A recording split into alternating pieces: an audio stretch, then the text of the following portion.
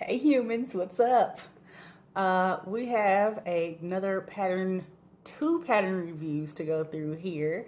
I feel that as winter's coming to a close at the beginning of February, because I don't think that we're going to have very many winters left. It's a little too warm. I think in 2 days it's supposed to be like 62 degrees here in Ohio. Anyway, I think I have one more winter coat left in me. I wanted to make a whole bunch of winter coats this year, but what am I going to have to look forward to in the winter later on this year? Like November, December, if I make all the coats now. So, I have two patterns that I'm going to be reviewing for you. I'm going to show you the coat first. This is the McCall's 7025. This is a pattern that came out in 2014, so it's been out for a couple years. It is probably out of print by now, so you're probably going to have to go on eBay and get it if you are interested in making this one. It is a close-fitting lined coat with princess seams, side pockets, a standing collar, cuff sleeves, snap closures, button trim, with a contrast, patch pockets, and lower skirt. Cabochons and hand stitch details, and a purchase belt if you want that. I probably will be making the belt if I decide to put one on there. I like belted coats because it gives you that waistline appearance, but I will tell you that when you actually have to belt a coat and it's cold outside, the last thing you care about is your belt. So anyway, this is the coat that I'm going to be making, and the fabrics that I've chosen to use, I purchased both of these at Joann Fabrics. This was a famous fashion maker fabric. It is a polyester wool-like material. So it's got this wine color, but then it's also got some like darker heather threads running through it. And then for my contrasting fabric for the skirt, I have a wine-colored faux leather. So they're very, very similar in color. I'm actually going to be making more pieces on the coat in the contrasting pleather than what the model is wearing here. So I'm going to use the pleather for the skirt, that is plaid, for the pockets, also for the cuffs, and for the standing neckline. Yeah, I'm excited. And then I probably will actually cover some buttons with the pleather as well. So she has here some actual like silver buttons. I think I'm going to cover mine with the pleather because I've actually got plenty of it. And toss this polyester in the washing machine to get it all nice and clean and sized as well. I love to wash my fabric beforehand of starting an actual project, because I have many times in the past not washed my fabric beforehand and didn't steam it either, and then washed it after wearing it, and I could never wear that bad boy again. So I will not make this mistake. Especially I can't make this mistake with this, because when I bought this pattern a couple years ago, I bought it not really realizing what pattern size I should buy for me to fit me personally. So I bought it in a 6 to 14 because that's what the size range was when I initially started sewing, but I'm not in that size range anymore. So the largest one is what I'm going to be cutting out, which is the size 14. That's for a bust 36, waist 20. I'm sorry. The size 14, yeah, is a bust 36, waist 28, hip 38. I really need a size 16, preferably an 18 for a coat, because I just want more room in my shoulders so that we don't have to worry about busting out the back of my jacket like I have every coat that I've ever bought from the department store. You look at me and you're like, oh, well, she's petite, she's little, she's 5'2", you know, she don't carry no fat on her. But what y'all don't realize is when I be hulking out in my coats and stuff, the back seam rips and the whole arm seam rips. It's bad. So I really need to go with like a bust 38 or a bust 40 especially in coats when you're wearing layers of clothes underneath of your coat. But this is what I'm working with. I'm just gonna have to make the seam allowance a little bit less than 5/8, probably leaning more towards 1/2 inch or 3/8 seam. And I'm gonna make this work, okay? Because I've already written on the pattern and you can't return patterns. You can't return them. So I'm gonna get started on washing the polyester wool look fabric and actually start cutting out the pleather. I'm so excited.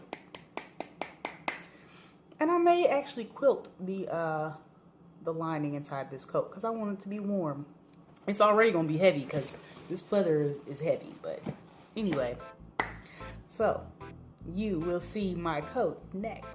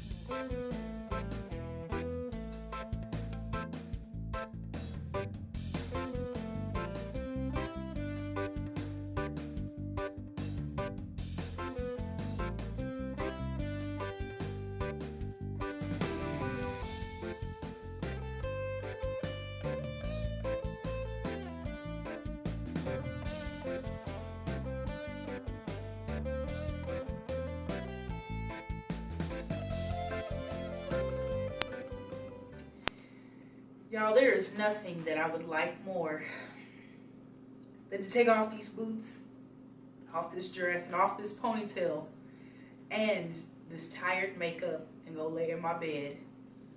But I have to re-record this video for you because I care for you and your sewing projects and your sewing inspiration so very much that I am willing to re-record a video that was perfectly fine except for it recorded no sound. It's probably for the best. It was a long video. I was talking too much. Kind of like what I'm doing right now. Okay, so let's state the obvious, okay? The beginning of this video was recorded a very long time ago, 2 years ago to be exact. When I initially started this video, it was still cold outside. By the time I finished the coat, 10 to 12 hours later, it had warmed up and it did not get cold enough for me to wear a heavy winter coat again. So 1 year ago, I decided to take out all of the general purpose orange thread that I had top stitched this coat with and replace it with embroidery thread. And just last night, I finally put on the snaps and the buttons so that I could wear the actual coat. So yes, this coat has been ready to wear 2 years ago. Today was his debut, and I must say that I had many a person stop me and say how awesome and fabulous my coat was.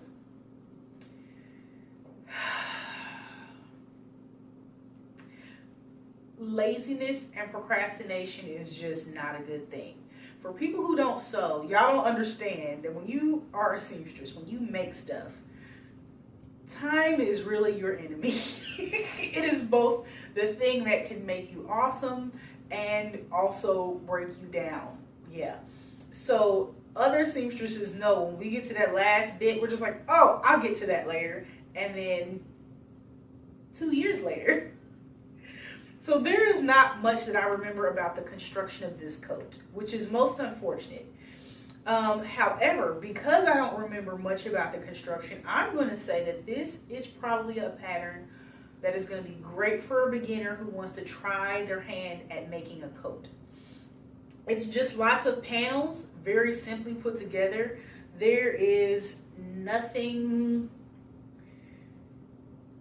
like super skilled about it. Like it was easy to put together from what I remember. I don't remember having a problem with the coat at all. I remember having a problem with wanting to make it mine stylistically, which was the top stitching, which of course I had to get rid of because it was not doing what I wanted it to do. But when I finally did put my touch on it, that took a long amount of time, probably more time than it took me to put the coat together. And doing the hand stitching was actually very therapeutic. I enjoyed every bit of it. It kind of gave me an anxiety because I wanted to get it done, but also at the same time, as I could see each panel being finished, I'm like, oh, this coat's gonna be awesome. And it is. If there was one thing that I could change about the coats, it would definitely be, I wish that I could have found some red snaps. Now, I don't know where you can find red snaps at, and they're probably going to be plastic, which I would not care for that. Because, I mean, if you go to dry your coat and the dryer is too hot, you can melt the snaps, which that's not good. Now, back in the day, I know they used to make a lot of snaps that were multicolored, but none that are going to be big enough for a coat. But you can get some for like a jacket, but not for a heavyweight coat, because this coat is heavy. One thing I can definitely say about the construction of the jacket that was pretty easy is the entire coat is not supposed to be lined. I line everything because it makes the longevity of your garment last, as well as the functionality of it. And when I'm wearing a coat, I like to be warm. Some of you are hot-blooded, so you don't need to do what I do. But what I did is I actually batted the bodice and the sleeves of the jacket so that it's more warm up top. Now today it ranges between 40 and 50 degrees. I kept the coat on all day because I'm cold-blooded. I'm always cold. So with it with me having worn it all day, even when it got to 50 degrees and I was still comfortable, I knew that this coat probably is not going to be warm enough for me when it's 20-degree weather. Yet and still, I'm glad that I did bat it and give it some warmth to it. And it does help that it's long. The skirt part of the coat is not batted. This is just lined. In the original pattern instructions, you're only going to line the bodice of your coat. You'll simply fold up the hem and you'll hand stitch it to the waistline. I went ahead and put the whole thing because, again, when you put more into your project, it's going to look better, or at least it should. At least it should. These buttons on the outside, they're only for vanity. They have no function. The coat was supposed to be a button closed coat, but I did not want to risk damaging the buttons with buttoning the coat and using that as the closure, which is why I applied the snaps. I don't know if they tell you on the pattern that snaps are optional, but I'm pretty sure it was supposed to be a button and buttonhole coat. I wanted something that was going to protect the design aspects of the coat versus the functionality. So these are here for decoration. They have no function. There's no buttonholes at all. I really, really like the mixed media of the faux leather with the wool-like fabric. I don't have anything bad to say about the coat. You know, I usually have something to complain about, but with this coat, I didn't.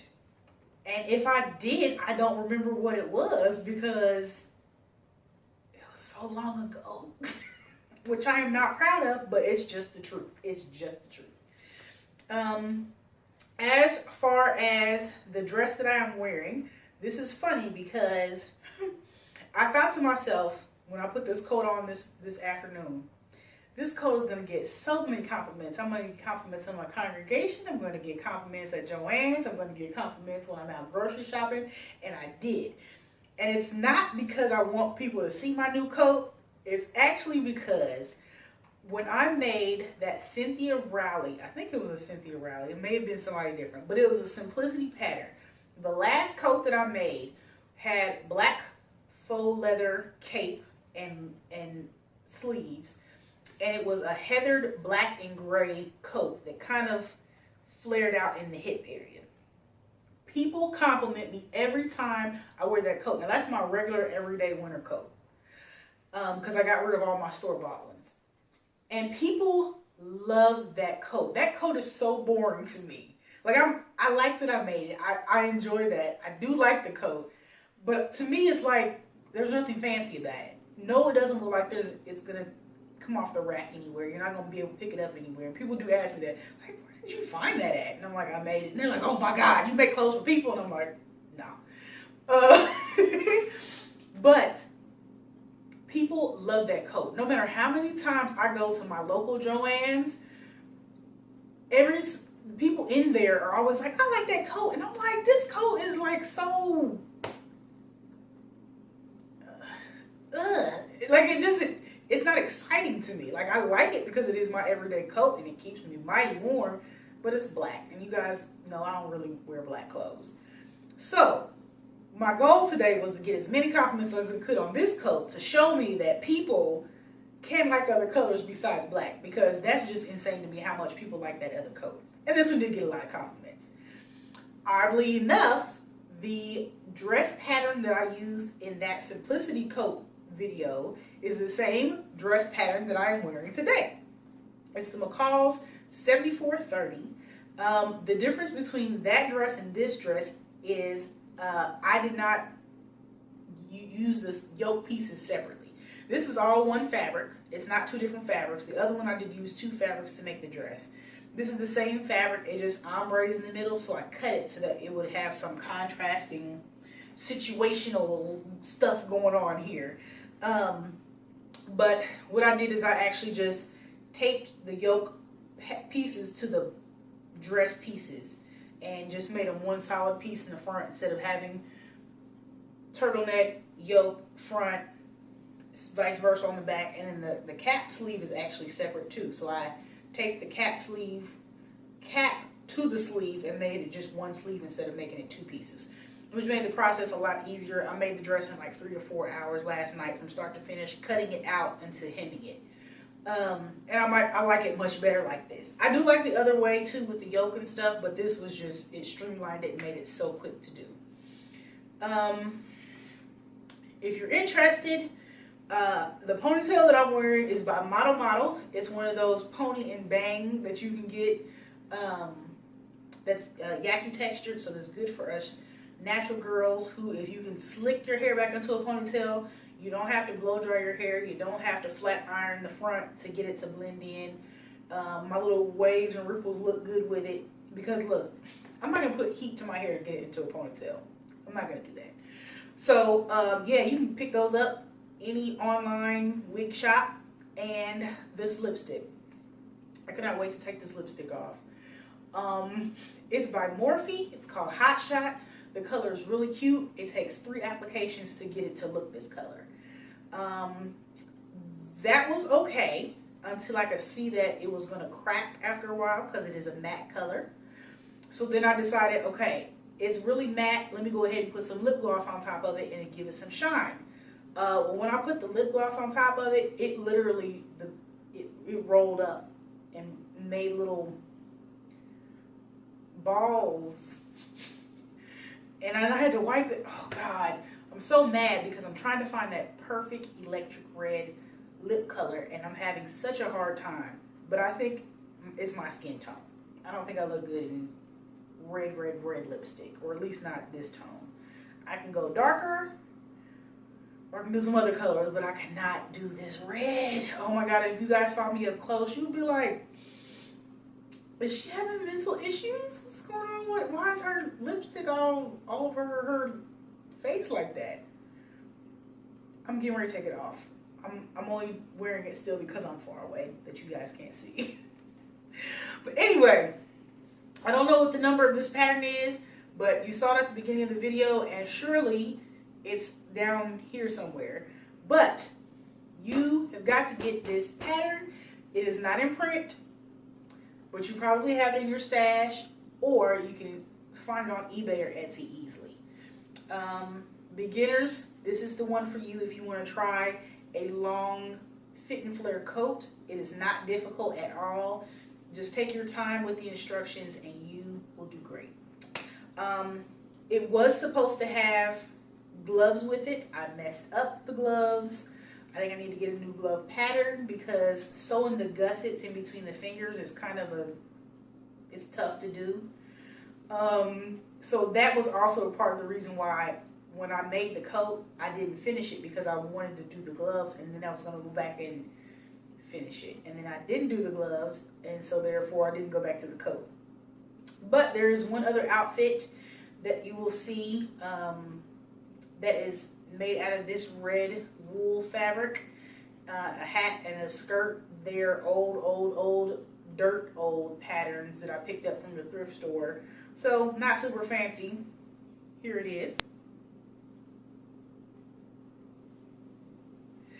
And that is the end of this video. Now I can take these boots off and this tired lipstick. Hopefully the sound recorded on this video. If y'all want to start a GoFundMe, I need a new phone, okay? I'm with Metro PCS, so the phone I'm looking at is $300. So if y'all want to just contribute like $1 or $2, start a GoFundMe so I can get me a new phone, that probably would help. No, I am not soliciting any business on here. No, never mind. Okay, guys, I will see you very soon.